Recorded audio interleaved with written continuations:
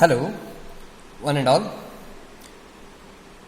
Today's topic is asymptotic notation. This is very important concept in design and analysis of algorithm. It is very important question for examination point of view and for also some other competitive exams.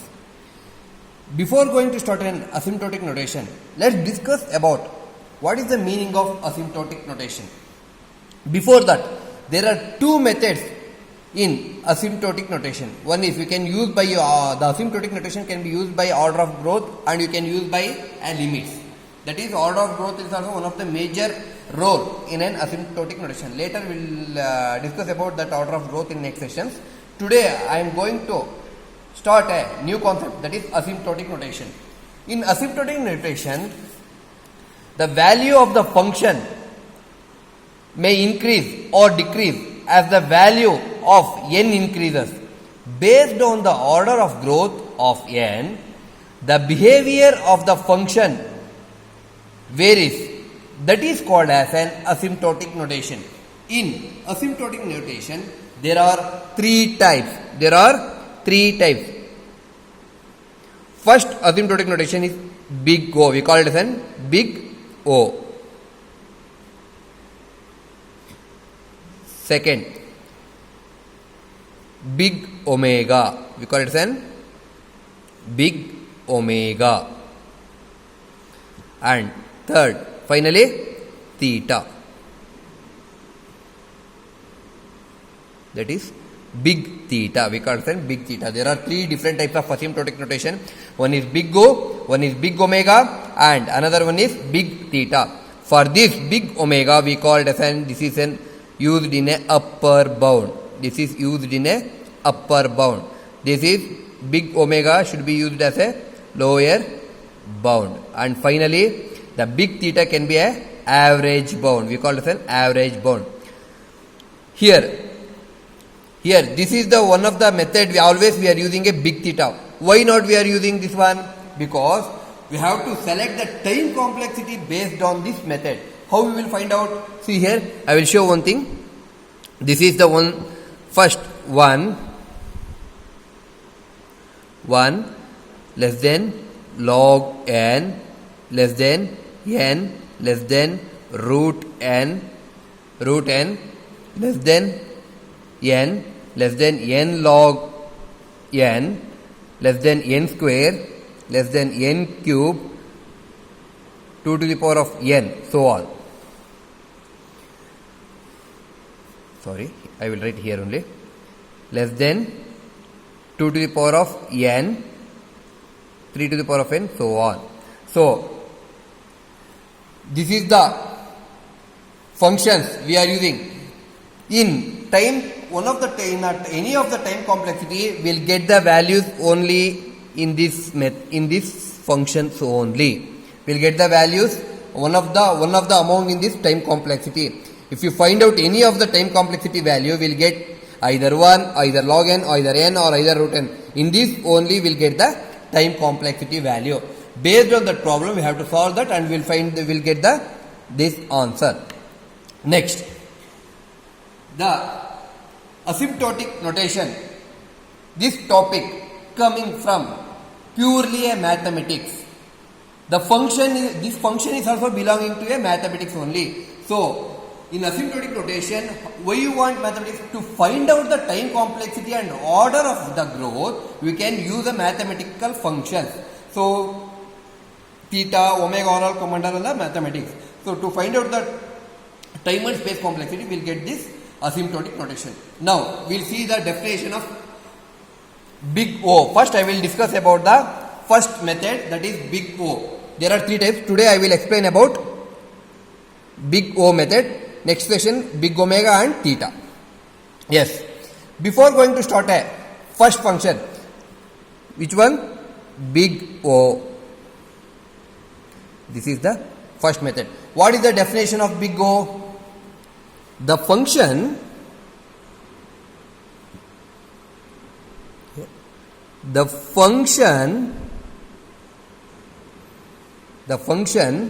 f of n is equal to O, big O, of g of n if and only if for all, if and only if for all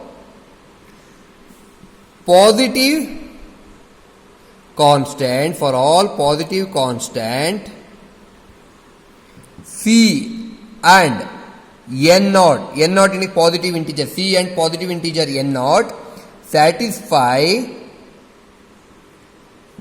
the constraint,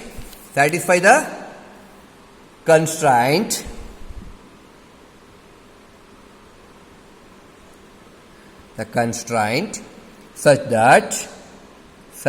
that f of n, this is a very important, f of n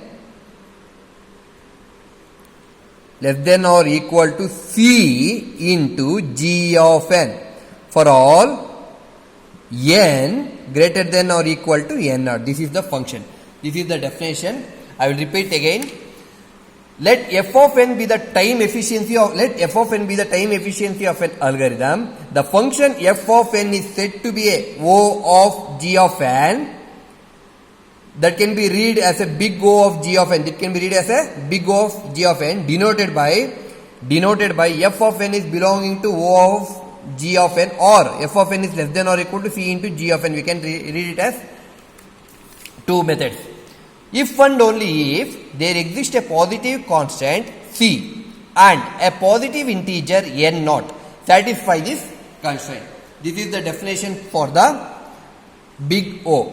Now I will show the example how to solve a big O method using a asymptotic notation, and I will show the order of growth also, and finally I will show the graph of the asymptotic first big O method. Yes, I will take one example. This is one example. F of n is equal to 2n plus 3. F of n is equal to 2n plus 3. Now take this equation. So f of n less than or equal to C into G of n. Clear? So what is the value of 2n plus 3? What is the value of f of n? 2n plus 3. So for f of n we can put as 2n plus 3 less than or equal to, take any of, here we are using a multiple values, but here we are using a only one single value to get the order of the asymptotic notation in a big O method. So I will take some example. 10n. Assume n is equal to 1. See here, 2 into 1, 2 plus 3, how much? 5, less than or equal to 10 into 1, how much? 10. So 10 is greater than 5, right? So 10 is greater than 5, that is n is always greater than or equal to 1. It indicates n is always greater than or equal to 1. Now according to this 2n plus 3, this condition we called as an f of n. Already we explained the definition, and 10 indicates, this is 10, right? 10 indicates C. Clear? And n indicates positive integer n naught. This indicates G of n. So 2n plus 3 is f of n, C is 10 and G is n. So always it should be a greater. And what is the order of the value for this big O method? Yeah, this is 10n. Clear? So G of n, this is correct. What is the value here? N indicates, 10n indicates. So order will be a n. So that is f of n is equal to order of n, O of n. We call it as an O of n. I will show another one small example. 2n plus 3 less than or equal to 8n. Clear? So this is, assume this is 1. 5 less than or equal to 8. Clear? So this is greater. So this is also n greater than or equal to 1. This is G of n, this is C, and this is f of n. So what is the order? N only for this problem also. If in the examination if they gave any of the value for n, or we can assume we'll get the value as a order will be n only. Now I will show the graph of asymptotic notation, how to find out the graph. I will take this is the graph. This is n, we call it as n. This is one time value. Now take this as, this is n naught. It does not matter, leave this one, does not matter, don't use all those things, only from you have to start here. Now I will show draw the one graph. This is one graph and this is right curve or straight line, anything, but this is we call as an f of n. This is the f of n function, that is 2n plus 3. Now less than or equal to c into g of n. This is c into g of n.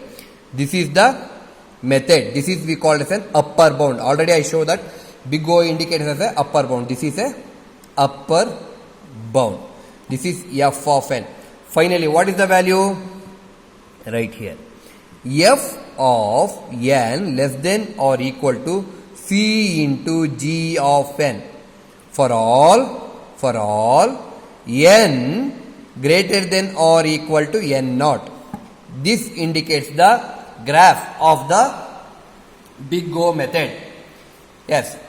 Here c into g of n is a upper bound. The upper bound of f of n indicates that function f of n will not consume more than a specified time. More than a specified time of c into g of n. That is, running time of the function, f of n may be equal to c into g of n, but it will never be worse than the upper bound. F of n is more efficient. So we can say that f of n is generally faster than, this is very faster than compared to this upper bound g of n.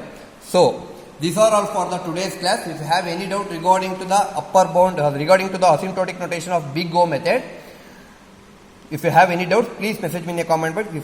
In the next session, we will discuss about two types, that is big omega and big theta.